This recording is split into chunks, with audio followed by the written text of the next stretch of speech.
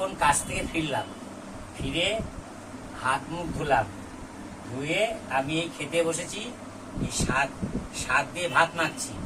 এই শাক ভাজা করেছে, পটল ভাজা করেছে, বেগুন ভাজা করেছে, মুগের ডাল করেছে, হ্যাঁ, আর এই মাংস করেছে, মেটে গিলা সমস্ত মাংস করেছে, আর এই ডিম সিদ্ধ, আলু সিদ্ধ। এখন আমি এগুলো খাবো, খেয়ে আবার একটু বিশ্রাম করে কাজে যাবো। তা আমি এসে দেখি খোকা ঘরে নেই। জিজ্ঞেস করলাম খোকার মাকে কোথায় গেল, বললো গিয়েছে কোথায় এইসব কিনতে,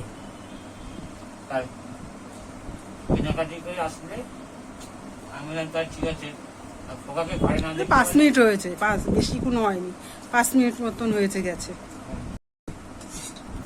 শাক দিয়ে এখন ভাত খেলাম, ভাত খাওয়া হয়ে গেল। এখন ডাল দিয়ে ভাত খাবো, মুগের ডাল, ওটা মুগ ডাল দিয়ে ভাত খাবো।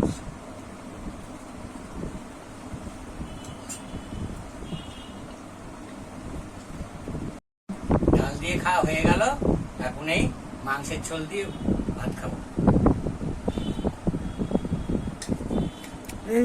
মাখি না, পুরো তেলটা উঠে যাচ্ছে। তুমি তো তেল বেশি খেতে চাও না, একটু ইয়ে করে নাও, হাতা দিয়ে এই সাইড দিয়ে নাও। না, পুরো তেল ঝোলটা উঠলো, একটু গাঢ় নাও একটুখানি। আর নেবো না, এটাই যথেষ্ট।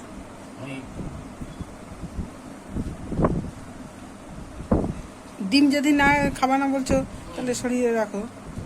ডিমটা এখন খাবো না, মাংস জলদি খাওয়ার পর ডিম রেখে আবার একটু বেশি খাওয়া যাবে, তো ডিমটা এখন খাবো না, ডিমটা আমি সরিয়ে রাখছি। মাংসের ঝোলটা তোমার ইচ্ছা যদি হয় তুমি খাও। মাংসের ঝোলটা খুব সুন্দর হয়েছে, খুব সুন্দর। যেমন কালার, তেমন টেস্ট, তেমন সবকিছু। তুমি বললা ডিমটা খাবা না, তার জন্য। পুরো খাসির মাংসের মতো রান্না আছে। থাক, রাত্রেবেলায় ওটা নাই করে দেবো। ওই মাংসের ওই ডিমটা ভেজে মাংসের ঝোলের মধ্যে দিয়ে দিলেও তো হবে, বলো? হ্যাঁ, তাই করবো। সেদ্ধ যেমন এখন খেতে চাইছো না। এখন এই খাওয়া দাওয়া হয়ে গেল, এখন এই পর্যন্তই। হ্যাঁ, যদি ভালো লাগে বাসন্তী কুকিং চ্যানেলকে সাবস্ক্রাইব করে দেবেন। টাটা। আবার পরবর্তী সময় আপনাদের দেখাবো, যখন কিছু করবো দেখাবো।